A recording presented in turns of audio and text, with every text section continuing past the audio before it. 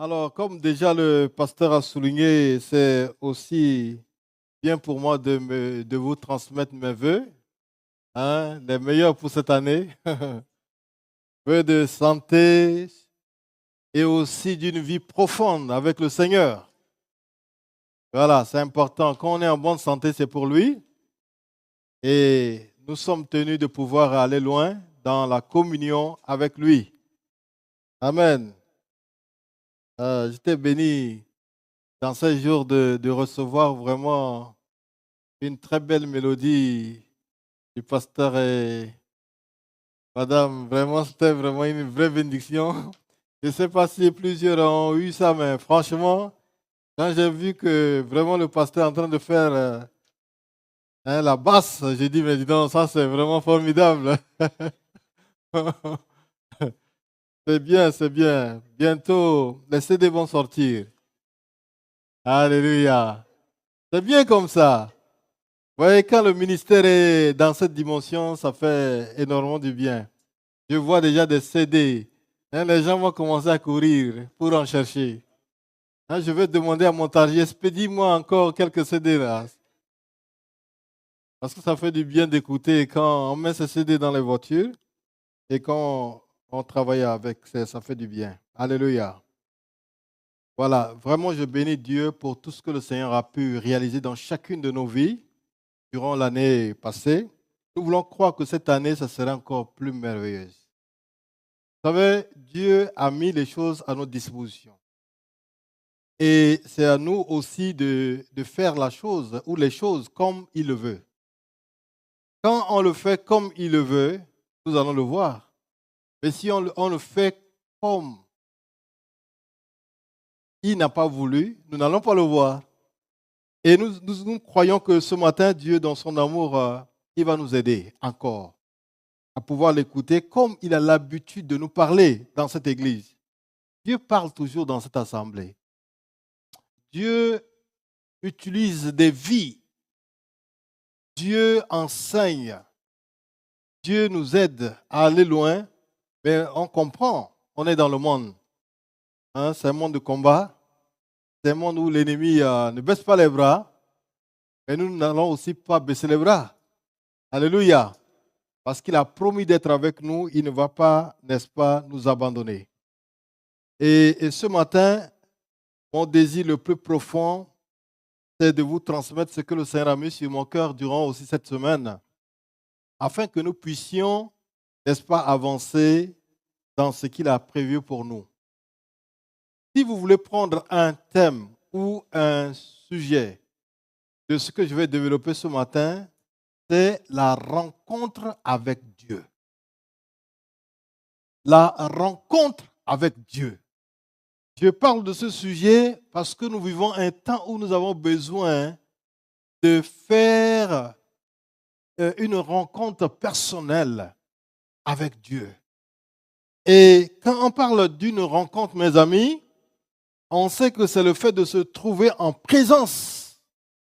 Ça peut être pour nous autres, nous disons par hasard, mais ou aussi de manière concertée. Ça, c'est une rencontre. Une rencontre peut être faite d'une manière concertée ou alors tu ne t'attends pas à quelqu'un et tu le rencontres. Vous allez comprendre le pourquoi nous disons tout cela. C'est parce que Dieu, dans son amour, veut une rencontre réellement avec ses enfants. Vous voyez, les évangiles retracent les rencontres. Si vous écoutez ou si vous lisez les évangiles, vous allez voir qu'il y a des rencontres, n'est-ce pas, de Jésus avec des malades. Jésus a rencontré des femmes. Il a rencontré des étrangers. Jésus a rencontré des pharisiens, certains anonymes, même d'autres plus connus, tels que Marie de Magdala, que nous avons l'habitude de lire son histoire. Jésus a rencontré un homme que nous appelons Zachée, et on a vu ce que Dieu a fait au travers de sa vie. Il a rencontré Bartimée, qui était aveugle. Jésus a rencontré la femme samaritaine, qui a une, n'est-ce pas, les gens ont une idée très bizarre des personnes qui ne marchent pas très bien. Oui, ils n'ont pas le droit de rencontrer Jésus, qui est saint, mais il est venu pour ces personnes marginalisées. Jésus a rencontré des gens de plusieurs, n'est-ce pas, catégories. Mais une chose qui est tellement claire, toutes personnes qui ont rencontré Jésus ont eu des transformations d'une manière profonde à travers leur vie. Tous ceux qui ont rencontré Jésus, dans l'histoire de la Bible que nous avons lue, leur vie n'est pas restée la même. Il y a eu des transformations, il y a eu des changements, il y a eu des décisions que ces hommes et ces femmes ont eu à prendre. Le but que je poursuis dans le message de ce matin, c'est la transformation de notre cœur. Mes chers frères et sœurs, nous n'allons pas cesser de nous répéter. Parce que Dieu nous aime, il a des choses très profondes à faire à travers notre vie. J'ai parlé tout à l'heure de quelqu'un de Zachée, mais Zachée, et on sait ce que Zachée était. Dans la Bible, on nous a parlé de quelqu'un qui a des moyens, parce qu'il sait comment faire pour avoir de l'argent. Mais quand Zachée a rencontré Jésus, et il a fait beaucoup d'efforts d'abord pour le rencontrer, parce que quand il a vu Jésus, il dit, il est trop petit de taille. Il y a du monde, il ne pourra pas le rencontrer. Il a choisi de pouvoir grimper sur un sycomore. Et de là, pour lui, je veux le voir. Je veux au moins voir Jésus. On ne va pas me dire qu'il est petit ou il est grand, mais je veux le voir. Peut-être qu'il est comme moi. Il a la même taille que moi, mais je ne veux pas les suppositions pour qu'on dise le peut-être, je veux le voir. Et il a fait l'effort pour grimper dans cet arbre. Quand Jésus est venu, Zachée ne s'attendait pas à ce qui est arrivé. Parce que lui déjà, il est vu comme quelqu'un de méchant, quelqu'un qui n'est pas bien dans la société. Parce que vous savez, les gens qui travaillent au niveau des impôts ou des finances, qui prennent l'argent des gens, ils ne sont pas aimés. Hein. Et Zachée, il jouait ce rôle-là. Et il n'est pas aimé par les gens. On l'appelle même voleur, tricheur. Mais Jésus a dit Zachée. Il a appelé son nom. Il dit, mais ce n'est pas possible. Moi, Zachée. Jésus dit, descends de cet arbre. Je vais te visiter, je vais aller chez toi. Il dit, ce n'est pas possible. Moi, Zachée, toi, Jésus, tu veux aller où? Chez moi. Oh là là, ce n'est pas possible. Mes amis, le Jésus que nous parlons de lui, il ne pense pas comme nous, les hommes. Vous savez, on l'appelle Emmanuel. C'est Dieu qui s'est fait homme. Que personne ne trompe avec les philosophies de ce qu'il est aujourd'hui. Quelqu'un nous disait, dans les enseignements qu'il donnait, il disait, quand on va arriver au ciel, on va trouver 3 trônes, où il y aura le Père, le Fils et le Saint-Esprit. Les 3. Est-ce que les 3 vont parler de même manière? Je dis quelque part, les gens se trompent. On pourra être surpris de voir seulement une seule personne assise sur le trône. C'est ce qui est dit. Parce que lui-même, il est le Père. Lui-même, il est tout. C'est le Jésus là. Il dit, celui qui m'a vu, a vu le Père. On a besoin de quoi? Si on rejette Jésus, on a rejeté le Père. Si on n'aime pas Jésus, on n'aime pas Dieu. Vous êtes avec moi? Donc, la rencontre avec Dieu, c'est aussi la rencontre avec Jésus. Quand vous rencontrez Dieu, vous avez rencontré Jésus. Quand vous rencontrez Jésus, vous avez rencontré Dieu. C'est ça ici dans les évangiles. Les gens qui ont rencontré Jésus, ils ont rencontré Dieu. Dans l'Ancien Testament, il y a des rencontres. Mais il y a pas mal de choses que nous pouvons dire à cause de notre temps. Nous savons qu'il y a un homme qui s'appelle Corneille aussi qui a rencontré, n'est-ce pas, le Seigneur d'une manière exceptionnelle. La Bible dit que cet homme était un homme qui est pieux. C'est-à-dire que c'est quelqu'un qui est animé et inspiré par des sentiments de piété. Corneille, il était quelqu'un qui est attaché avec Dieu. Et il craignait Dieu. Vous savez, quand on parle du fait de craindre Dieu, Corneille craignait Dieu parce qu'il avait le respect de Dieu. Hein? La crainte, ce n'est pas la peur. Mais la crainte ici, c'est le respect. Vous voyez, je crains Dieu. C'est une manière de dire, je le respecte. Et aussi, je me soumets à lui. C'est ça la crainte. Parce que le fait de craindre quelqu'un, c'est, parfois nous pensons plus, c'est la peur. Mais ici, le contexte ici, c'est le respect et la soumission. Je crains Dieu. Ça, c'est la vie de ce monsieur qui s'appelle Corneille. Mais il y a quelque chose que ce Corneille a besoin. Il a besoin de rencontrer réellement le Seigneur. Il a besoin de rencontrer le Seigneur, bien qu'il a cette tendance. Il est pieux, il est quelqu'un qui craint Dieu, mais il a besoin de le rencontrer. Vous voyez, chacun, mes amis, a son histoire avec Dieu. Chacun a vécu des choses d'une manière ou d'une autre avec Dieu. Si on laisse l'occasion à chacun de témoigner, comment est-ce que tu as rencontré le Seigneur? Il y a des gens qui vont témoigner ce que le Seigneur a fait, comment est-ce que les choses sont passées. Peut-être c'est dans le taxi, tu as rencontré quelqu'un qui t'a parlé, et cette parole, n'est-ce pas, a transformé ta vie. Tu es à l'école, tu es à l'université, tu es dans ton lieu de service ou au marché. Tu as fait une rencontre, n'est-ce pas, avec le Seigneur et tu as expérimenté cette transformation ou cette vie changée. Mais je ne peux pas citer tout le monde dans la parole, ceux qui ont rencontré le Seigneur et qui ont vu des choses se passer au travers de leur vie. Hein? Si je reviens aussi sur la vie de Simon, vous savez, il y a un monsieur qui s'appelle Simon dans la Bible. Quand il a rencontré Jésus, Jésus a changé son nom. Il dit, je t'appellerai plutôt désormais Céphas. Ça veut dire Pierre. Ce monsieur qui s'appelait Simon, avec la rencontre qu'il a eue avec le Seigneur, il a eu un changement même de nom, c'est-à-dire de l'identité, complètement transformé, où il est appelé, n'est-ce pas, Céphas, ou Pierre. Chaque fois qu'il y a une rencontre avec le Seigneur, il y a quelque chose qui suit.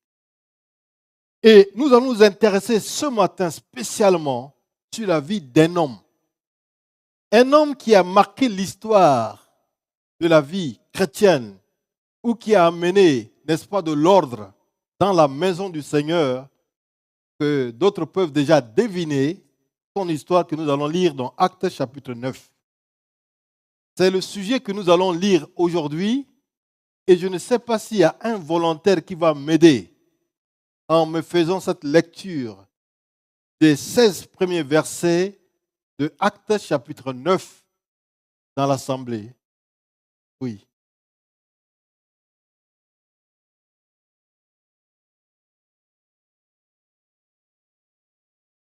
Oui, merci.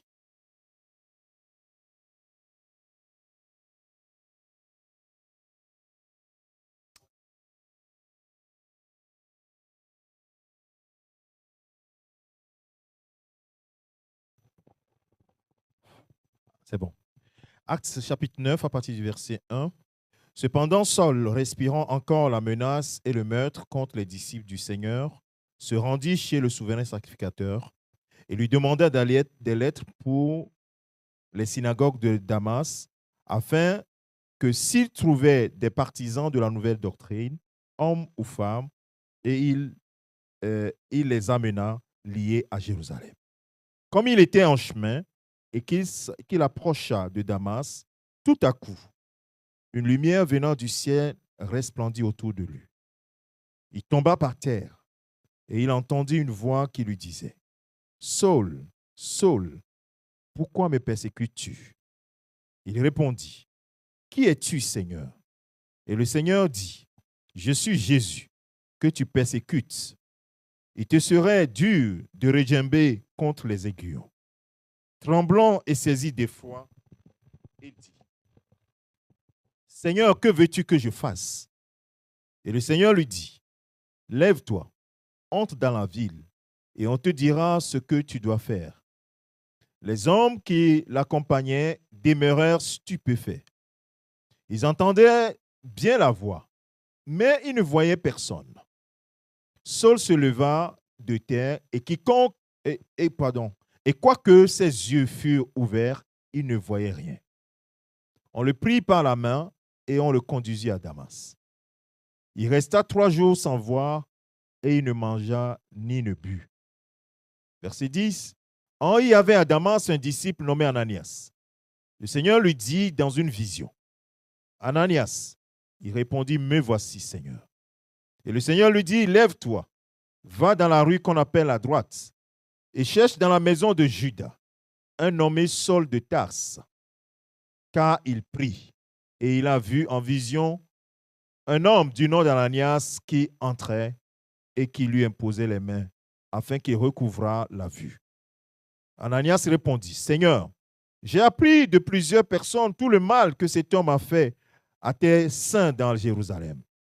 Et il a ici des pouvoirs de la part des principaux sacrificateurs pour lier tous ceux qui invoquent ton nom. Mais le Seigneur lui dit, va, car cet homme est un instrument que j'ai choisi pour porter mon nom devant les nations, devant les rois et devant les fils d'Israël. Et je lui montrerai tout ce qu'il doit souffrir pour mon nom. Amen. Amen. Merci beaucoup, pasteur, pour la lecture. Et nous avons l'habitude de lire, mais je me disais que c'est bien de lire ensemble pour que nous comprenions ou alors nous restons dans ce que le Seigneur voulait, n'est-ce pas, nous dire ce matin. Voilà ce monsieur, Saul de Tarse. Et la Bible dit qu'il est respirant, n'est-ce pas encore, la menace et le meurtre contre qui? Les disciples de Jésus, les disciples du Seigneur. Vous voyez, et lui, en faisant ce boulot, il pensait rendre un culte à qui? À Dieu. Ça veut dire qu'ici, Saul, il faisait son travail normalement comme un religieux normal. C'est un religieux. Il rend un culte à Dieu en tuant les disciples.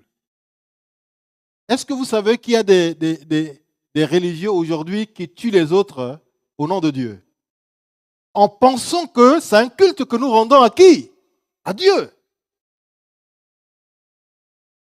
Il y a des religions qui font ce boulot. Jusqu'aujourd'hui, ils continuent de pouvoir tuer au nom de Dieu.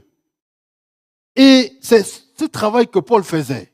Et Saul, s'il vous plaît, faisait en tant que religieux. Mais je vais ce matin, mes amis, nous aider à comprendre que Dieu a un plan concernant la vie de ce Saul-là, jusqu'au point où le Seigneur lui laissait aller et Dieu a préparé un jour, un moment pour rencontrer réellement cet homme-là. Alléluia. Vous savez, mes frères et sœurs, dans cette vie que nous vivons, parfois juste une seule rencontre suffit de régler tout le problème de notre vie. Juste une rencontre. Si je peux élargir un peu ma réflexion pour dire, il y a des gens qui prient pour que Dieu, Seigneur, bénis-moi, donne-moi de l'argent pour faire du commerce, aide-moi, fais-moi ceci, fais-moi cela. Il peut faire des demandes, des prêts, tout, ça ne marche pas. Mais Dieu peut susciter juste une seule personne. Et quand cette personne te rencontre, tu auras une satisfaction de ta demande qui te permet de décoller dans tes affaires. Vous croyez à cela? Juste une rencontre. Il y a des femmes, nos sœurs qui prient, Seigneur, permets-moi d'avoir un homme pour me marier avec lui. S'il te plaît, Seigneur. Et le temps passe. Le temps passe. On se dit, Dieu, est-ce que tu m'as oublié, oui ou non? Parfois, l'âge, n'est-ce pas, commence à aller plus loin. On se dit, Dieu, je viens à l'église, je fais tout. Mais quand est-ce que cela va arriver? Mais Dieu a son programme. Il y a des moments, Dieu permet juste une rencontre avec une personne. Et tu vois, tout ce que tu as prié pendant des années, il y a eu l'exaucement. Dieu est fidèle, mes amis. Juste une rencontre suffit. Et là, aujourd'hui, nous n'allons pas parler pour parler, mais nous allons dire, Seigneur, cette rencontre-là que tu as prévue pour moi, je veux que tu l'organises. Vous savez, quand Dieu organise cette rencontre, tu ne vas pas trop te fatiguer, quoi. Quand lui, il organise cette rencontre, ce n'est pas à toi de préparer les assiettes, les verres et tout pour recevoir. Lui-même, il le fait. Une rencontre. Et juste une rencontre suffit de changer radicalement la vie d'un homme. En parlant de ça, il y a 2 semaines, il y a un frère qui me donnait un témoignage, un frère qui est ici en France, à Noisy-le-Grand. Et ce monsieur me disait qu'il est allé vérifier les messages, les TikTok là. Et il a rencontré un jeune homme qui vit au Cameroun. Ce frère vit au nord du Cameroun, c'est un enseignant de profession. Et il aime prêcher l'évangile. Il prêche aux musulmans. Chaque fois, et quand il parle, il est direct, quoi. Il fait la comparaison entre l'islam, c'est-à-dire que Mohamed et Jésus, et quand lui parle de ça, franchement, il est trop direct dans ce qu'il communique. Et ça a interpellé le frère, là, le frère qui vit à Noisy-le-Grand. Et il me dit, tu vois, je cherche toujours des gens pour les soutenir dans leur mission qu'ils accomplissent. Mais je n'ai pas vu quelque chose qui m'a impressionné jusqu'à ce que j'ai lu l'histoire de ce jeune homme-là. Et quand il a lu, il a vu ce que le jeune homme est en train de faire, il n'a pas hésité, il a envoyé un message. Bonjour. Et le frère a répondu. Il dit, comment tu arrives à faire ce que tu es en train de faire? Il dit, c'est quelque chose que le Seigneur a mis sur mon cœur de faire. Il est enseignant. Et combien il gagne chaque mois pour nourrir et sa famille et tous ceux qui sont, c'est autour de 80 €, 50 000 francs CFA. C'est ça qu'il gagnait. Et le frère dit, comme c'est quelque chose que je priais depuis pour que Dieu mette sur mon chemin, je vais t'aider financièrement pour te permettre de continuer dans ce que tu es en train de faire parce que c'est ce que moi j'attendais, je cherchais depuis très longtemps. Mais pour un début, je vais commencer avec toi avec 200 €. Et jusqu'à ce que je vais atteindre 500 € chaque mois que je vais te donner pour que tu fasses cette mission que tu es en train de faire parce que ça fait des années que je priais pour rencontrer une personne pareille. Et c'est toi qui es la bonne personne. Et ce monsieur il a répondu en disant, est-ce que tu es en train juste de me, comme on dit en Côte d'Ivoire, de me blaguer? Hein? Tu es en train de me blaguer ou alors tu es en train de dire ce qui est vrai? Et il a répondu en disant, c'est la vérité.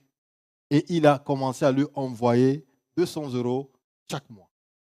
Mes frères, le frère l'a dit là-bas, oh ça va commencer à changer ma vie là-bas. Mais le frère que j'ai rencontré m'a dit, j'ai la paix dans ce que je suis en train de faire parce que c'est ce que le Seigneur a voulu que je fasse pendant ce temps. La rencontre, mes amis. Juste cette rencontre-là, que ce dernier ne s'attendait pas, Dieu a permis que cette rencontre a changé sa vie et il a commencé à expérimenter. Saul, qui était religieux. Et nous savons que la signification de son nom, Saul, veut dire grand. Hein? C'est quelqu'un qui se voit trop grand. Mais quand il a fait cette rencontre avec le Seigneur, la Bible dit, cette lumière qu'il a ciblée et qu'il est tombé, les gens ont vu qu'il y a quelque chose qui s'est passé. Mais ils n'ont rien compris de ce qui s'est passé à travers la vie de ce monsieur Saul qui est par terre. Les gens ont su qu'il y a quelque chose qui s'est passé. Mais cette rencontre-là, c'est Paul ou c'est Saul qui est ciblé à cela. Et il a dit, je sais que c'est le Seigneur. Il dit Seigneur, ça veut dire que maître. Il dit, que veux-tu que je fasse? Vous voyez? Lui avant, il faisait sa volonté. Il fait ce qu'il veut. Il va où il veut. Il va, il demande la lettre de mission pour aller faire du mal, comme il veut. Quand il sait qu'il y a des disciples du Seigneur, à l'est, à l'ouest, au nord et au sud, il cherche la lettre pour aller vers eux, pour leur faire du mal. Mais quand il a rencontré le Seigneur, cette lumière l'a ciblé, il a dit, que veux-tu que je fasse? Je ne ferai pas ma volonté. C'est ça que ça veut dire. Mais je ferai désormais ta volonté. Je ne suis pas prêt de faire ce que je veux. Désormais. Mais je ferai ce que tu veux. Je ne suis pas prêt de me soumettre à ce que je veux. Mais je veux faire maintenant ce que toi, tu veux. Ça, c'est une rencontre. Vous savez, quand on fait une rencontre avec le Seigneur, on met ce qu'on appelle bas la terre. On dépose tout au pied de sa croix. On a notre plan. Mais on s'arrête pour recevoir désormais son plan. Ça, c'est la rencontre. Quand nous rencontrons le Seigneur et on continue dans le chemin que nous avons l'habitude de faire, il y a de quoi se poser des questions. Peut-être qu'on veut l'utiliser pour faire ce que nous voulons. C'est possible, hein? Il y a des gens aujourd'hui qui utilisent le nom du Seigneur pour avoir ce qu'ils veulent avoir. Il y a des gens qui utilisent le nom du Seigneur pour faire ce qu'ils veulent aujourd'hui. Mais quand on le rencontre, ce qu'on veut là, on dépose au pied de sa croix. Et chaque vie doit expérimenter cela. Mes chers frères et sœurs, j'allais même vous dire que avant de parler de la vie de disciple, ou avant de parler d'un disciple, il faut que cette personne fasse une rencontre d'abord avec le Seigneur. Parce que si on ne le rencontre pas, on ne peut pas le suivre. Si on ne le rencontre pas, on ne peut pas marcher avec lui. Si on ne le rencontre pas, on ne peut pas obéir à ce qu'il veut faire à travers notre vie. Et donc ici, nous avons vu que Paul ou Saul a fait cette rencontre avec Jésus et il a dit, que veux-tu que je fasse? Et maintenant, le Seigneur l'a conduit vers Ananias pour lui montrer le chemin, pour devenir disciple. Mais avant rencontre, je crois que des fois, ça fait quelques années par la grâce de Dieu, que le Seigneur m'a conduit à faire des enseignements sur la vie des disciples. Mais c'est possible d'enseigner des gens qui ne sont pas convertis. C'est possible de faire des disciples, des gens qui n'ont pas fait des rencontres avec le Seigneur. Et là, ça les trouble, quoi. C'est émerveillant, hein? Quand on écoute des enseignements de vie des disciples, on se dit, waouh, c'est fort. Mais on ne peut pas pratiquer. Parce que ce n'est pas par la force que les choses vont se faire, c'est par le Saint-Esprit. Alléluia. Et donc ici, ce religieux, Saul, avec la rencontre qu'il a avec le Seigneur, il a laissé de côté la religiosité pour rentrer dans une autre vie avec le Seigneur. Désormais, c'est une vie de relation. Et là, le Seigneur dit, tu n'es plus désormais Saul, tu es Paul. Paul veut dire petit. Tu es devenu maintenant quelqu'un de humble, quelqu'un qui va maintenant faire ma volonté. Avant, tu étais grand, Saul. Mais maintenant que tu as rencontré le Seigneur, tu es devenu Paul. Tu es devenu petit. Tu es devenu quelqu'un maintenant qui va se soumettre à moi. Qui va faire maintenant ma volonté. Mes frères et sœurs, en parlant de ce sujet, je dis aujourd'hui, il y a plusieurs personnes qui viennent à l'église même, mais qui n'ont pas cette relation avec le Seigneur. Ça veut dire qu'ils sont des religieux. Des religieux. Vous savez ce qu'on appelle un religieux? Je ne suis pas venu ici pour vous créer des problèmes. Hein? Vous avez dit que chaque fois que cet homme-là vient ici, il nous crée des problèmes. N'est-ce pas? Mais je vais vous créer des problèmes, c'est vrai, pour quelques minutes. Mais je crois qu'il n'y a pas de pierre dans cette salle pour que vous me lancez, n'est-ce pas? Si vous prenez une chaise pour me lancer, quelqu'un va se lever la main pour bloquer. Mais laissez-nous nous dire certaines vérités. Et ça va nous aider par après. Vous savez, un religieux, c'est quelqu'un qui pratique sincèrement une religion. C'est-à-dire, il est sincère. C'est religieux. Mais ce n'est pas suffisant pour cette nouvelle alliance. Pour cette nouvelle alliance, le Seigneur n'a pas besoin que des religieux. Il n'a pas besoin que des gens qui viennent chaque jour à l'église. Des gens qui disent que voilà, moi j'aime Dieu. Mais des gens qui ont une relation avec lui. Ce sont ces gens-là qui cherchent aujourd'hui. Des gens qui rentrent dans une relation avec le Seigneur. Vous savez, les religieux prient peut-être 5 fois par jour. Et ces prières, ils le font quand ils sont dans leur lieu de prière. Dans d'autres endroits, ils n'ont pas l'accès. Ils se disent que non, Dieu n'est pas là. Un religieux, il respecte les heures de prière. S'il sait qu'il n'a pas fait, il a sauté une heure de prière, il se voit très mal. Ça, c'est un religieux. Mais la vie que le Seigneur nous amène dedans, à l'instar de Saul ici, c'est une vie de relation. Quand on est dans la relation avec quelqu'un, la force d'une relation, c'est quoi? C'est la communication. Nous aurons l'occasion de pouvoir développer cela tout à l'heure. Mais on rentre dans une relation. Ça veut dire qu'il n'y a pas une heure. Si tu es en relation avec quelqu'un, il n'y a pas une heure que tu vas lui parler. Vous pouvez vous parler à n'importe quelle heure. Même si ce n'est pas dans une assemblée, tu es sur le chemin, tu peux communiquer avec la personne parce que c'est la relation avec lui. Tu es dans une vie de relation, il n'y a pas un lieu statique. Tu es en train de conduire, tu peux être en relation avec ton père. Tu es en train de cuisiner, tu peux être en relation avec ton père. Tu es en train de faire une activité quelconque, tu peux être en relation avec lui.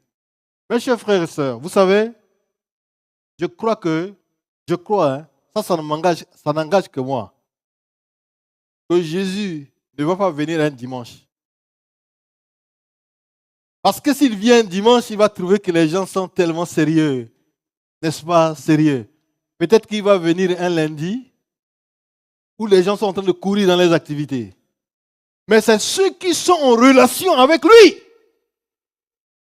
qui vont écouter la trompette qui va sonner.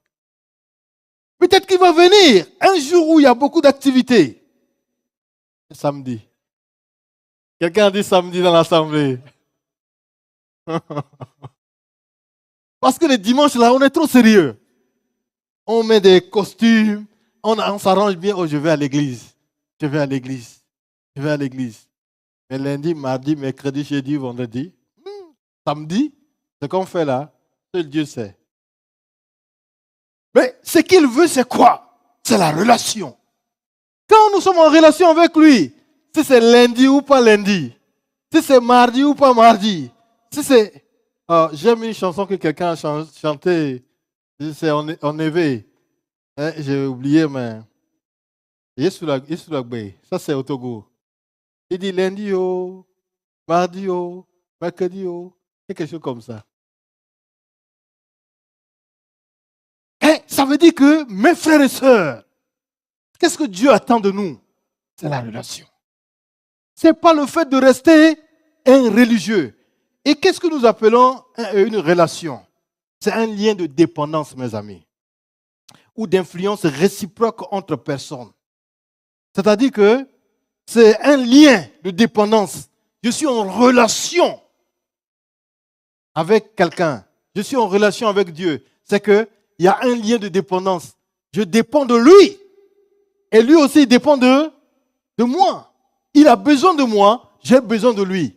C'est une relation, ça. C'est ça que Dieu veut pour nous. Dieu veut que nous rentrions dans une relation avec lui. Mes frères et sœurs, la seule chose que tu peux savoir que cette personne n'est pas d'accord avec toi, si cette personne n'est pas en relation avec toi, il dit, ne m'appelle plus. Quand quelqu'un te dit, ne m'appelle plus, ne communique pas avec moi, cette personne veut couper une relation avec toi. Parce que la relation, c'est la communication. Et ce lien de dépendance entre toi et la personne, c'est ça qui est la relation. Et dans la relation,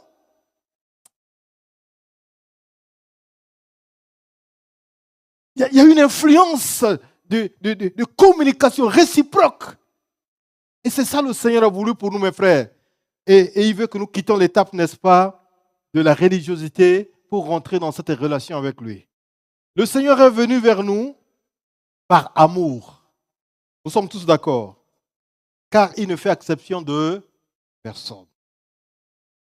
Quel que soit notre état, vous voyez, la Bible dit, il nous aime. Il nous aime. Dieu t'aime là où tu es. Quel que soit ce qui se passe au niveau de ta vie. Parce qu'il attend un moment favorable pour t'amener dans sa dimension, dans la dimension avec lui. Mais le cadeau que Dieu nous donne, lorsque nous le rencontrions, lorsque nous rencontrons Jésus, c'est ce que nous appelons la foi. Vous voyez, si nous rencontrons Jésus, nous rencontrons Dieu, ce qu'il nous donne, d'une manière très claire, c'est cette foi-là. Sans cela, tu ne peux pas être agréable à lui. Sans cette foi, tu ne peux pas être agréable à lui. La Bible dit ça dans Hébreu. Donc, voilà, mes frères et sœurs, quand on est dans la relation avec le Seigneur, notre foi grandit. Notre foi grandit. On n'a pas peur des choses qui se présentent devant nous. Il y a des situations qui vont arriver, mais à cause de cette relation que nous avons avec lui, la foi sera toujours en action. Nous n'allons pas dire que c'est une catégorie de gens qui vont parler que Dieu va les écouter. Non, parce que je suis en relation avec lui, Dieu va me parler. Vous avez vu? Parce que le disciple Ananias était en relation avec le Seigneur l'a dit qu'il y a un homme qui est dans cette ville-là. Et voyez l'indication, dans telle rue. Ah, oh Seigneur. Il ne lui a pas expédié le numéro de sa rue, mais lui, il a su. Vous croyez que les dons spirituels là, oui, ça travaille quand on est en relation avec le Seigneur. Quand on est en relation avec lui, les dons spirituels travaillent. Il y a un homme qui est dans tel endroit. Cet homme-là, c'est un instrument que moi je prépare pour mon œuvre. Ne le vois pas comme lui il était hier, mais vois ce monsieur comme un instrument que je prépare. Waouh! À cause de quoi? Relation avec le Seigneur. Et de l'autre côté, Dieu était en train de parler à Saul aussi, que dans cette ville-là. Parce que tu veux faire ma volonté, il y a quelqu'un qui va te rencontrer, qui va te montrer ce que tu dois faire. Vous voyez, c'est cela, mes amis. Et nous ne devons pas perdre de vue cette réalité de relation que nous devons développer avec lui. Nous vivons dans un monde aujourd'hui où il y a tellement de religieux. Des religieux, les gens qui font tellement de calculs. Un religieux vit sous la loi qui les gouverne. Mais un homme qui vit dans la relation, vit dans la grâce. Il sait que le Seigneur est avec moi. Mes amis, Dieu ne trompe pas. Si tu rencontres le Seigneur, ce qu'il a promis, il va le faire. Même s'il ne le fait pas aujourd'hui, il fera. Même si il n'a plus au Seigneur de t'enlever, mais ta progéniture va profiter, va bénéficier de ce que Dieu a dit. Dieu ne ment pas. Dieu est vrai.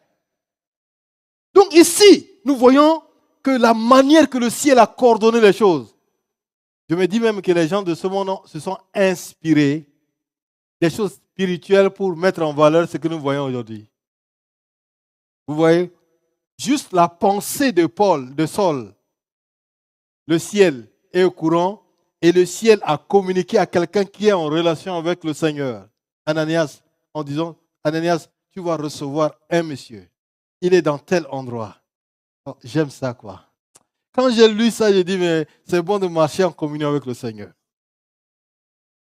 Tu es en train de marcher, le Seigneur dit, voilà, il y a 10 personnes. Laisse les 10 personnes là. Mais 9e personne là, c'est lui que tu dois aborder. Quand tu vas parler de moi, lui, il va t'écouter.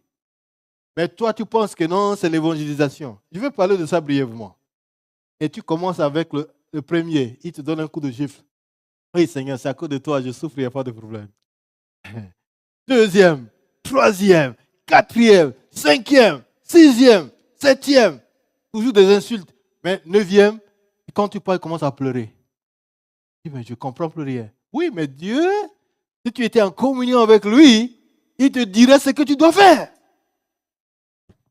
Mais ce n'est pas parce que tu as reçu des coups, comme Jésus a reçu des coups aussi, c'est bien, il n'y a pas de problème. Tu te consoles avec ça. Mais tu aurais pu éviter certaines choses si tu es en relation avec lui. Est-ce que ça va? Mais bien aimé, le Seigneur nous donne ce cadeau. Quand nous acceptons de faire cette expérience avec lui, la foi. Je vais vous dire quelque chose d'un peu peut-être qui va choquer votre compréhension. Est-ce que vous savez que Dieu n'exauce pas les prières? Ah, je dis, je vais vous choquer. Dieu n'exauce pas les prières. Mais vous savez quoi? Dieu exauce la foi. Dieu exauce la foi.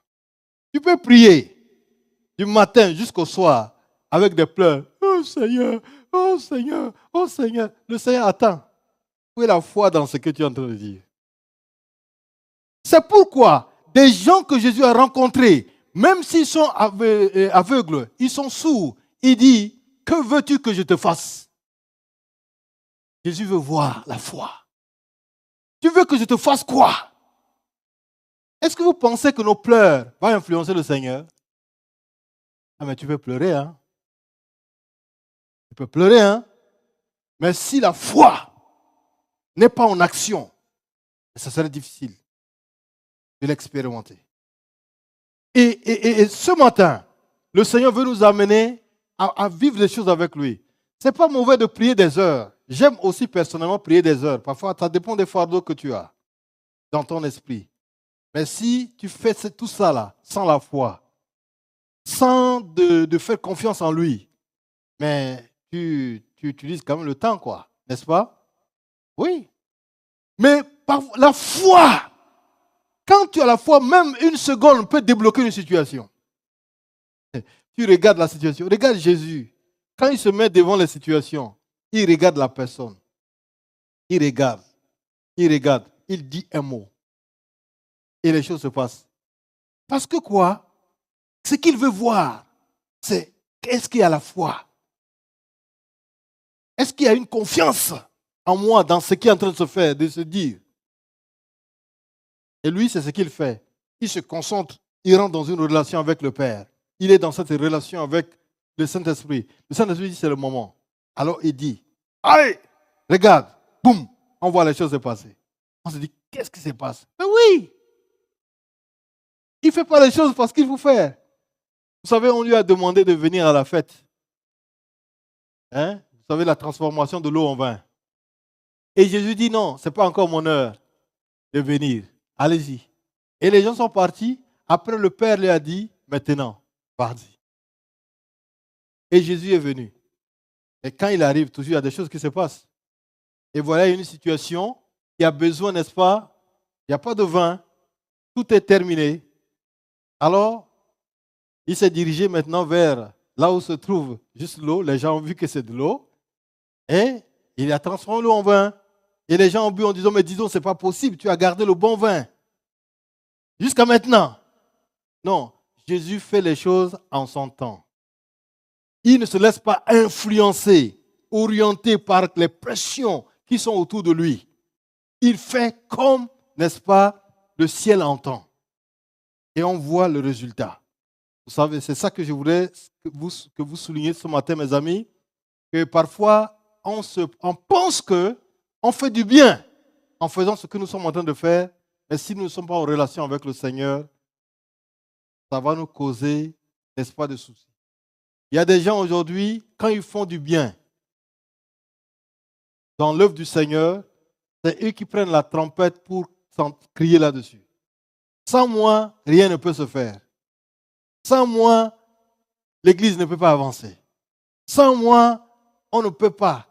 Est-ce que vous savez que quand les gens donnent des offrandes dans l'Église, c'est juste des miettes? C'est moi qui donne. Ça, c'est un religieux. Parce qu'il attire la gloire sur lui. Mais quand on est en relation avec le Seigneur, ce que la main droite fait, la main gauche n'est pas au courant. Parce que je le fais pour lui. Est-ce que vous êtes avec moi? Quand on rencontre réellement Jésus, il y a ce qu'on appelle un échange de vie. Il y a l'échange de vie, mes amis. Et pour cela, je vous propose, n'est-ce pas, 4 choses qui se passent dans notre vie avant que nous prions. Quand on rencontre réellement Jésus, il y a ce que nous appelons un échange de vie. Et dans ces 4 choses que je vais vous proposer, la première chose, c'est quoi? Nous savons qu'il nous a sauvés par amour. Donc, l'amour de Dieu va nous pousser à être témoins de ce que nous avons vécu avec lui. Vous êtes avec moi? Quand Saul a rencontré Jésus, la première chose qu'il a commencé à faire, il a commencé à témoigner. Témoigner de quoi? De ce qu'il a vécu. Est-ce qu'ici, on n'a pas dit qu'il est allé dans une école de formation, apprendre des choses avant de commencer, mais il a témoigné ce qu'il a vécu. Ça commence par là. Témoin. Celui qui ne peut pas témoigner de ce que le Seigneur a fait dans sa vie, des fois, ça pose des questions. Parce que c'est à partir de ce qu'il a fait. J'étais comme ça. Mais maintenant, n'est-ce pas, les choses ne sont pas comme hier. Ça a changé. Ça veut dire que le témoignage commence par ce que moi-même, j'ai vécu. Hier, j'étais un bagarreur. Il y a des gens, quand tu leur parles, avant que tu termines de ce que tu veux leur dire, parce que tu es en face d'eux, tu reçois 2 coups. Mais parce qu'il a fait une rencontre avec le Seigneur, tu lui parles, ça le fait mal, il baisse la tête, même il pleure même. Et la personne en face dit, mais il est fou, quoi. Mais parce qu'il y a quelque chose qui a changé en toi. Mais si tu dis, mais non, si c'était hier, j'allais te montrer qui je suis, tu fais un peu du sport comme ça en face de la personne, tu es en train de démontrer un peu que la force est encore là, n'est-ce pas? Non, mes frères et sœurs, nous parlons des choses réelles. Vous savez, ça se passe à l'intérieur de nous. Et tout ça commence par cette rencontre avec lui. La première des choses qui est importante, son amour va nous pousser à être témoins de ce que nous avons vécu avec lui. La deuxième chose qui se passe, c'est que nous aurons ce qu'on appelle l'amour de la famille de Dieu.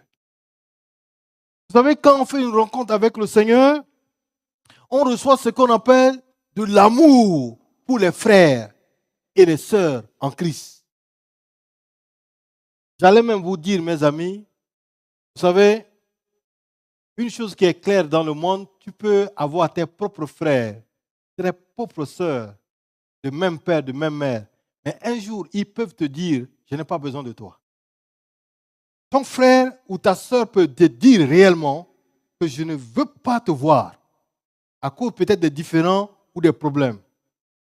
Même ton mari ou ta femme peut un jour te dire, je ne veux plus te voir, je ne veux plus te voir. Ton enfant peut te dire ça. Mais vous savez quoi? Jésus nous a montré un exemple par excellence. Ton frère et sœur en Christ, s'il te dit que je ne veux pas te voir, le Saint-Esprit ne va pas le laisser en paix. À moins qu'il n'ait pas sauvé lui-même. Mais s'il a rencontré le Seigneur, qu'il a l'Est, l'Ouest, Nord, Sud, quand il prie, le Saint-Esprit va dire, fais la paix avec fais la paix avec, tu ne seras pas tranquille. Et non seulement que c'est comme ça, mais c'est avec ce dernier ou cette dernière que vous allez vivre l'éternité avec le Seigneur. Les frères et sœurs sont précieux. Parfois, tout le monde va t'abandonner, va dire que non, je n'ai pas besoin de toi. Tes propres de même sang vont dire qu'ils n'ont pas besoin de toi. Mais ton frère et sœur en Christ, celui qui est en relation avec le Seigneur, il pourra être prêt de te soulever si tu ne peux pas marcher. C'est pourquoi l'amour de la famille de Dieu est très important. Et c'est là où nous devons nous soutenir. Quand on écoute qu'un frère est en difficulté, une sœur en difficulté, les frères et sœurs en Christ doivent être interpellés. C'est mon frère. Ça met en valeur ce que Christ a fait à la croix. À cause de son sang, il n'y a pas Togolais, il n'y a pas Ivoirien, il n'y a pas Béninois, il n'y a pas Français, mais nous sommes des frères. Est-ce que ça vous dit quelque chose? J'ai parlé de ce sujet dans une assemblée. Ici, il y a un frère en Christ qui est suisse. Il s'est levé. Il m'a dit, bien-aimé, et frère, ce que tu as dit, franchement, j'ai des blocages. Quand je vois les frères africains en face de moi, on est frères, mais je vois des blocages. Mais ces blocages, c'est humain. Mais je dis, est-ce que tu peux dépasser? Il dit, j'arrive pas. Il dit, tu as besoin de rencontrer Jésus. Parce que cette rencontre avec lui va détruire les barrières, va briser ces barrières ethniques, ces barrières de nation, ces barrières qui sont là. C'est le monde qui a mis tout ça. Mais le Seigneur, en lui, il n'y a pas de frontières. Il n'y a pas question de couleur de peau. Vous savez, même la couleur de nos peaux, là, c'est la beauté du Seigneur. Est-ce que vous savez ça? C'est la beauté du Seigneur. Si vous savez ces choses, vous êtes libres dans votre vie, mes frères et sœurs. Donc, l'amour, n'est-ce pas, de la famille de Dieu doit nous interpeller, doit nous prendre vraiment, doit nous interpeller. Et ça, c'est très, très important, mes amis. On doit avoir plus l'esprit de partage au milieu de nous. Je ne fais pas pour attirer les regards sur moi, mais je fais pour la gloire du Seigneur. Voilà cette rencontre avec lui, produit en nous. Hein? Tu peux faire un repas, tu invites tes frères et sœurs, ils viennent, ils mangent. Et s'ils sont contents, ils s'en vont. Même s'ils ne te donnent rien, c'est comme si vraiment tu n'as pas donné aux gens, mais tu t'es donné à toi-même. Je ne sais pas si je communique ce matin. Vous savez, cette rencontre avec le Seigneur produit ces choses-là en nous. La troisième chose que nous vivons aussi, c'est l'amour de la prière. Je parlais ici de l'amour de la prière. C'est-à-dire que quand on fait cette rencontre avec le Seigneur, on sait que le moyen pour communiquer avec Dieu, ce n'est pas la prière. Nous n'allons pas regarder les heures. Nous allons vivre. Notre vie sera une vie de prière. Je suis dans le transport, je prie.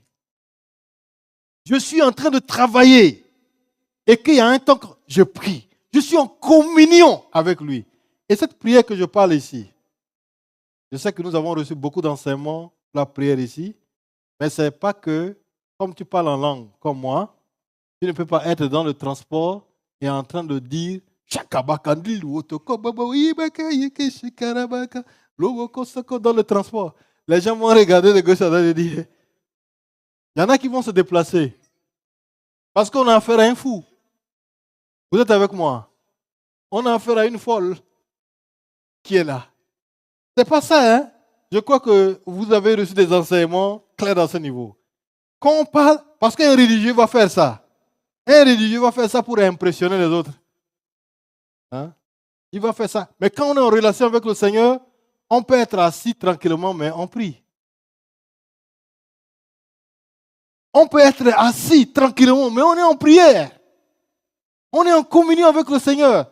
Bon, parfois, Même si tu arrives à ton arrêt et que tu rates, tu vas devant parce que tu es en communion avec le Seigneur, pas de problème. Tu vas prendre le transport pour revenir. Mais ce qui est important, c'est que quand on est en relation avec le Seigneur, on prie à tout moment. On n'a pas besoin, n'est-ce pas, d'un endroit spécifique. J'attends mon bus, je suis en prière. Je suis dans le transport, je suis en prière. Je suis assis, parce que mon esprit est en communion avec le Seigneur. C'est ça qui se fait quand on est dans cette rencontre avec lui. On communique avec lui. Quatrième chose qui se passe, l'amour de la maison de Dieu. Vous voyez, quand on rencontre le Seigneur, on va avoir ce qu'on appelle l'amour de sa maison.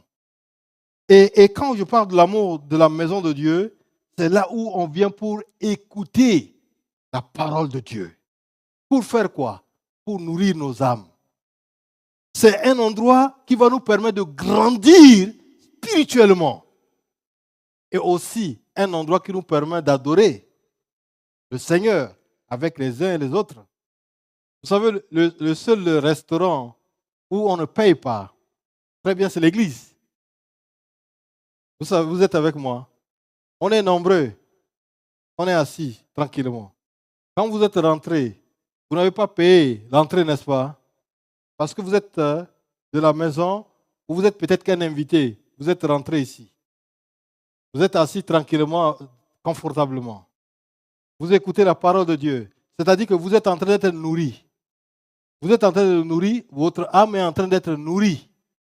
Et après, on ne va rien vous demander. Vous allez partir. Ça veut dire que vous êtes venu manger gratuitement et vous partez gratuitement. Ça, c'est le restaurant où on ne paye pas. Vous êtes avec moi? D'autres restaurants, quand tu rentres, tu payes. Tu ne peux pas rentrer dans un restaurant et tu dis, oui, je veux manger du riz avec poisson. Et puis après, on te donne pour nourrir ton corps. Et tu te lèves, tu dis, bon, mais au revoir. Et ils vont dire, non, mais ça ne va pas chez vous. Vous êtes venu ici. On vous a servi. Vous avez mangé. Et vous voulez partir comme ça? Ça ne marche pas, hein, ça ne va pas. Vous devez faire quoi? Payer. Mais pour nous ici, Jésus a payé pour nous. Parce qu'il a payé pour nous, il nous a donné ça gratuitement. Il nourrit nos âmes. Je suis très convaincu que vous qui êtes venus ici avec la faim dans votre corps, dans votre cœur, dans votre esprit, le Seigneur est en train de vous donner de la nourriture. Il est en train de vous nourrir pour que cette âme-là, qui a faim, reçoit sa nourriture. Et quand vous allez rentrer, vous rentrez rassasié. Et on dit souvent, un bon restaurant ne manque jamais de clients. Même si tu vas dans un restaurant et tu payes, et après avoir payé, si tu as bien mangé, même si c'est des milliers de kilomètres, tu vas revenir encore. C'est la même chose avec la parole de Dieu. Vous êtes bien nourris ici, dans cette église. Vous pouvez faire des milliers de kilomètres et vous venez ici. Parce que c'est le restaurant où on nourrit bien. Et je suis convaincu que ce restaurant-là nourrit bien, pasteur. Parce que tu vois les gens brillent ici. Je vois les gens qui sont en forme. Je vois les visages des gens qui rayonnent. Parce que le restaurant-là, ça marche bien. Ce restaurant nourrit bien. Et donc ici, l'amour de la maison de Dieu. Mes amis, que personne ne nous trompe. Vous savez, parfois quand on est là assis comme ça, nous ne savons pas ce qui se passe autour de nous. Si le Seigneur ne nous ouvre pas les yeux pour voir les anges qui entourent cette maison, si le Seigneur n'ouvre pas nos yeux pour voir, on va dire, mais qu'est-ce qui se passe? C'est comme si ça ne va pas trop. Mais ça va, parce que c'est le ciel. Le Seigneur est mobilisé pour assurer notre sécurité. Est-ce que vous savez ça? L'église ou la maison de Dieu, là où les gens viennent pour adorer. Je ne sais pas ce que je vais vous dire. Pour que vous compreniez, mes amis. Quand on dit le président de la République va venir dans un endroit, l'endroit est sécurisé, oui ou non? C'est sécurisé par les soldats, tout autour, des milliers de kilomètres. Il y a des caméras, on regarde partout. Est-ce qu'il y a un danger? Avant de donner le top au président de venir. Mais c'est la même chose que le ciel fait. Quand il sait qu'il y a une réunion qui se passe ici, et il sait qu'il y a l'ennemi qui n'aime pas ces gens de rassemblement, ils dépêchent les anges. Ah, mais je sais que les anges sont contents parce que je parle d'eux. Les anges sont contents parce que je parle d'eux. Oui, vous faites bien votre boulot. Je ne vous vois pas, mais je sais que vous existez. Vous êtes là. Vous assurez la sécurité des enfants de Dieu. Ça nous a été promis. C'est pourquoi je crois à ça. L'ange de l'Éternel campe autour de ceux qui craignent Dieu et les arrache au danger. Ils sont là. S'il y a des missiles qui sont envoyés, ça pouvait tomber sur cette assemblée, les anges vont dévier ça pour mettre ça quelque part. Pourquoi? Parce que c'est eux qui assurent la protection. L'ennemi va envoyer des esprits pour dire, je vais tuer quelqu'un qui est dans cette église-là. Ça vient, bouh, l'ange met sa main comme ça, boum, il bloque, il jette là-bas. Et ici, là, ça m'appartient. Cet endroit est pour moi, la maison de Dieu. C'est l'endroit où il y a la lumière de Dieu. C'est l'endroit où il y a la présence de Dieu. Et c'est bon d'être dans cette communion. Même si tu ne sais pas prier comme tu devais prier, mais le fait d'être avec les autres, tu bénéficies aussi de la faveur, de la grâce des autres. La chaleur d'être ensemble, ça fait du bien que de rester seul dans ton coin. Vous voyez, on est nourri spirituellement et parce que nous sommes faits pour adorer Dieu. S'il y a une chose que le diable cherche dans ce monde, c'est l'adoration. Vous savez, si vous voulez toucher le cœur de quelqu'un, même si la personne ne connaît pas Dieu, commence à être griot auprès de cette personne. Tout ce que la personne arrive à te donner. Ça, je vois ça très clairement au Sénégal. Au Sénégal, il y a des choses qui se passent là-bas. C'est que quand une personnalité arrive, il y a une personne qui se déligue en griot. Et il vient chanter les merveilles de cette personne. Il vient, il commence à dire, hey, vraiment, tu es le seul qui peut amener la tranquillité dans ce milieu. Tu es le seul. Et la personne tourne et regarde et dit, ah bon? C'est qui? Et il cite son nom. Et le monsieur remet la tête et dit, oui, si on reconnaît ça, c'est bon. Si on reconnaît ça, c'est bon. On reconnaît. C'est une manière d'adorer cette personne. Et qu'est-ce qu'ils font? Habituellement, ils font quoi? Ils font sortir l'argent. Ils donnent, ils donnent, ils donnent, ils donnent. Vous savez, quand vous adorez quelqu'un, le cœur de personne est touché, même si c'est un païen. Même si c'est un païen. Il va faire sortir ce qu'il ne veut pas donner, là, il va donner. Pourquoi? Parce que tu l'adores. Et c'est cette adoration-là que le diable veut avoir. Mais nous, les enfants de Dieu, nous ne sommes pas là pour l'adorer. Nous sommes là pour adorer notre Seigneur. Et quand vous l'adorez, il est content. Dieu est content quand ses enfants l'adorent. Vous ne savez pas, mes amis. Mais si le Seigneur pouvait ouvrir vos yeux, de voir quand on est en train de l'adorer. Vous savez ce qui ça se fait dans le ciel. Vous savez comment Dieu est content. De la manière qu'on est en train de l'adorer. On ne dit pas, Seigneur, donne-moi, donne-moi. Non, non, non, non. Le donne-moi là, on laisse ça, on dit c'est enfantin. On laisse ça. Parce que quand on l'adore, il nous donne même ce que nous ne demandons pas. Quand on l'adore, il nous accorde ce que nous n'avons même pas demandé. Vous savez, quand vous êtes adorateur du Seigneur, mes frères et sœurs, de fois même, ta vie, ce serait une vie de miracle. Il y a des choses que tu ne vas pas dire, Seigneur, donne-moi, donne-moi. Mais Dieu sait que tu as besoin de ça. Et cette chose-là, il te donne. Parce qu'il sait que ça va t'aider. Si tu as besoin de voiture pour faire l'œuvre pour aller vite, tu ne vas pas demander voiture. Simplement, tu remplis les conditions, Dieu peut te donner la clé d'une voiture. Parce qu'il sait que c'est pour sa gloire. Qu'est-ce que Dieu peut empêcher de donner à ses enfants dans ce monde? Qu'est-ce que Dieu peut empêcher de donner à ses enfants dans ce monde? Le problème, c'est quoi? C'est que nous ne rentrions pas dans cette relation avec lui.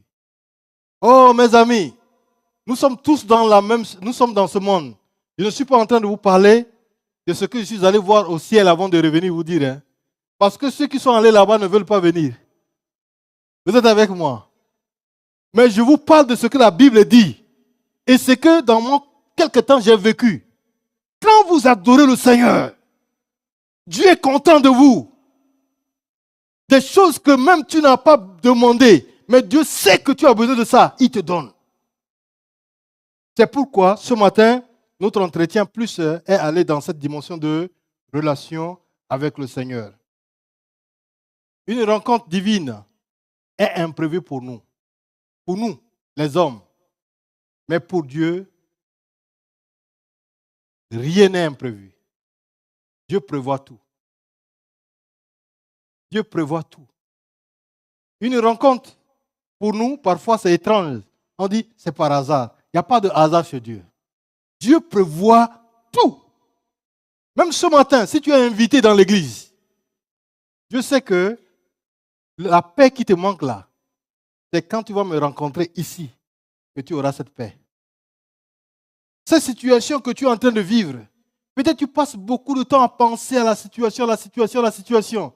Dieu dit plusieurs fois, laisse de côté cette situation. Tu dis non. Dieu dit, rencontre-moi d'abord. Rencontre-moi et je m'occuperai du reste. Jésus l'a dit plusieurs fois, mes amis. Il dit, cherchez premièrement le royaume de Dieu et sa justice, là, et toute autre chose vous serez donnée par-dessus. Il y a des priorités que nous devons avoir. Je ne vais pas vous garder très longtemps, parce que je me disais que comme ça fait très longtemps que je ne suis pas venu ici à l'église, je vais prêcher jusqu'à 16 heures. Mais si je vous garde jusqu'à 16 heures, il y a des gens qui vont avoir tellement faim. Faim de, pas de nourriture spirituelle, mais de ventre, hein, la chair, et ça ne serait pas bien. C'est pourquoi je vais résumer ce que je suis en train de vous dire. Mes bien-aimés, la rencontre avec Dieu est essentielle. Si nous le rencontrions, nous ne l'avons pas rencontré, on peut parler en son nom. Hein. Moi, je connais des gens qui ont fait des licences en théologie, des masters, des doctorats en théologie. Ils ont la connaissance de ce qui est Dieu, mais eux-mêmes, ils n'ont pas rencontré le Seigneur. Ils n'ont pas cette rencontre avec lui. Ce n'est pas ça. Mais ce qui est important, c'est la rencontre avec lui d'abord. Et cette rencontre avec lui va nous faire rentrer dans cette relation avec lui. Dans cette relation avec lui. Et quand on est en relation avec le Seigneur, on sera en relation avec nos frères et sœurs. Il nous donnera la force de faire du bien à nos prochains. Il nous donnera la force de pardonner, même si ça fait très mal. Mais c'est lui qui nous donne la force de le faire. Il nous donnera la force de faire ce que nous ne pouvons pas faire. Seigneur, si c'était hier, je ne peux pas. Moi-même, je ne peux pas. Mais avec toi, je peux. Par ta grâce. Par ta grâce, je peux le faire. Mes amis, sur ce, je vais vous demander de ne pas regarder à l'est ou à l'ouest, mais regarde simplement à toi-même. Seigneur, cette parole qui a été donnée ce matin m'a parlé d'une rencontre avec toi. Est-ce que vraiment tu l'as rencontré? Est-ce que tu l'as rencontré vraiment?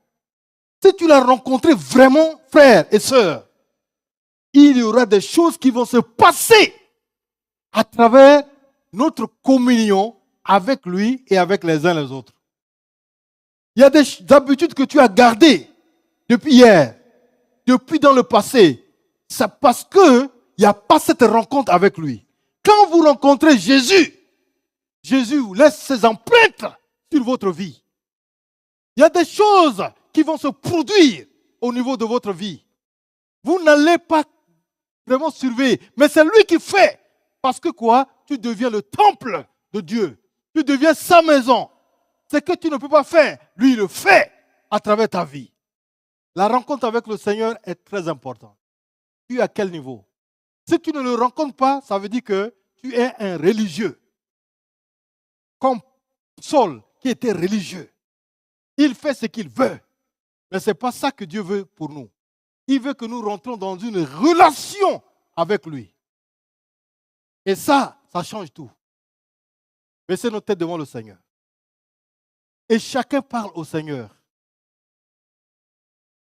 Chacun parle au Seigneur. Frères et sœurs, cette parole ce matin n'est pas pour juste ajouter ce que nous avons, mais c'est pour nous interpeller.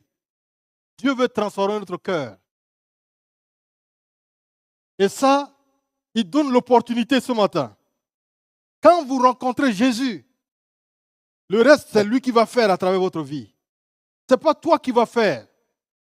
Et désormais, tu vas dire, ce n'est plus moi, mais c'est lui qui va faire.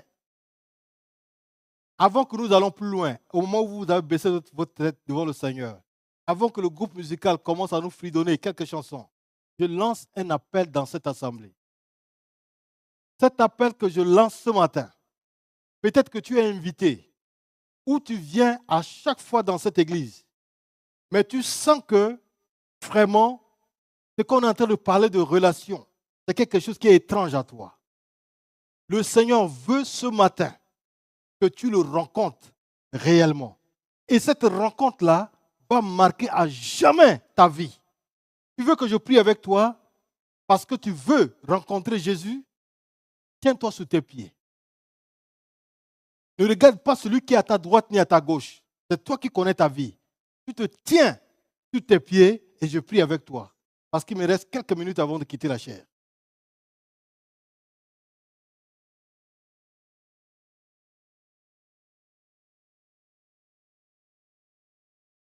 C'est individuel. Cet appel que le Seigneur a lancé.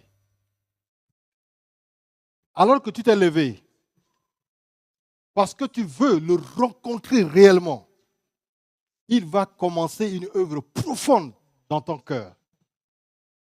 En signe d'abandon, je te demande encore une autre chose. De lever tes deux mains au ciel. Juste pour dire au Seigneur, je me livre à toi.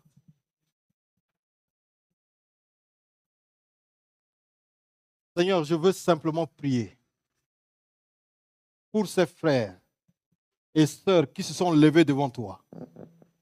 Ils n'ont pas fait ça pour me plaire, mais ils ont fait ça parce qu'ils veulent rentrer dans une relation avec toi. Je prie que tu visites leur cœur.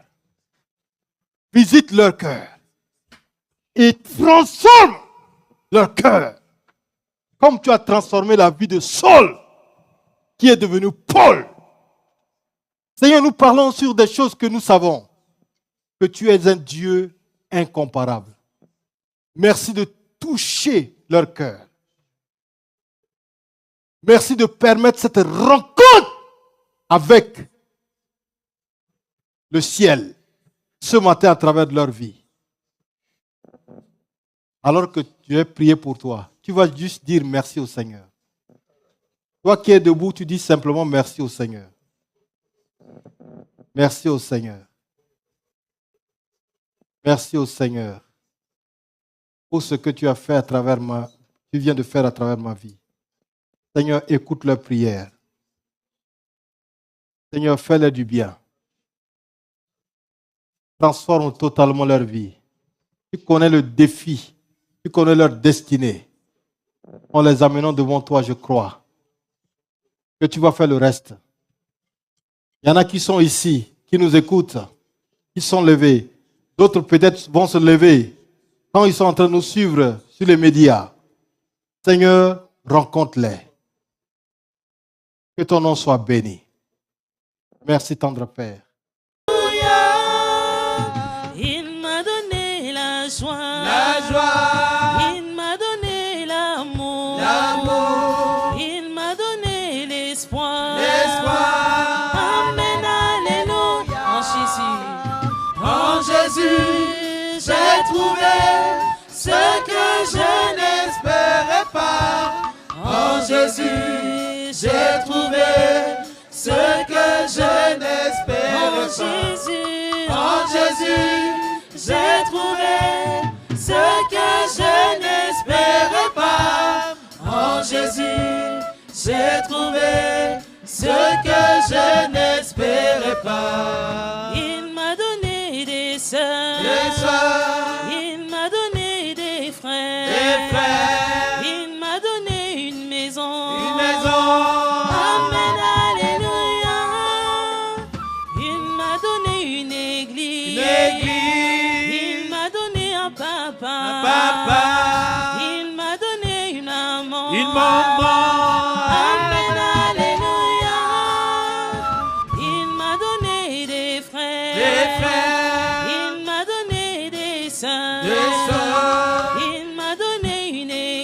Église, Amen, alléluia. En Jésus, j'ai trouvé ce que je n'espérais pas. En Jésus, j'ai trouvé ce que je n'espérais pas. En Jésus, En Jésus, j'ai trouvé